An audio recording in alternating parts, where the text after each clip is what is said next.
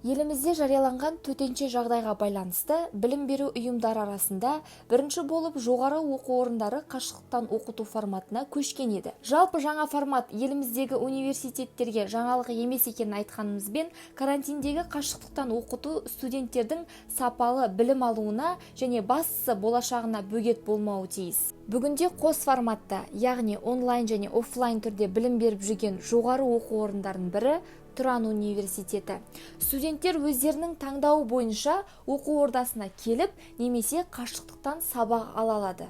Әрине, келіп оқитын студенттердің де, оқытушылардың да денсаулығы үшін барлық санитарлы талаптар сақталған. Университетке кіреберісте студенттер мен оқытушыларға бетперде тағу талап етіліп, дене температурасы да жіті тексеріледі. Онымен қоса, университеттің әр бұрышында сақтық ережелері жазылған арнайы ескертпелер мен дезинфекцияға арналған антисептиктер орнатылған.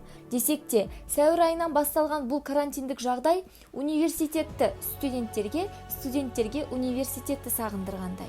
Өз басым лек-лек болған аудиториядағы дәрістерді, шулаған дәліздерді, асханада түскі ас ішуге кезекке таласатын сәттерді сағынамын. Ендігі бүкіл әлем болып, бұл індетті жеңсек, 2021 жылы дәстүрлі оқу форматында білім алуды жалғастырып, байырғы, уайымсыз студенттік дәуренімізге ораламыз деген үміттеміз.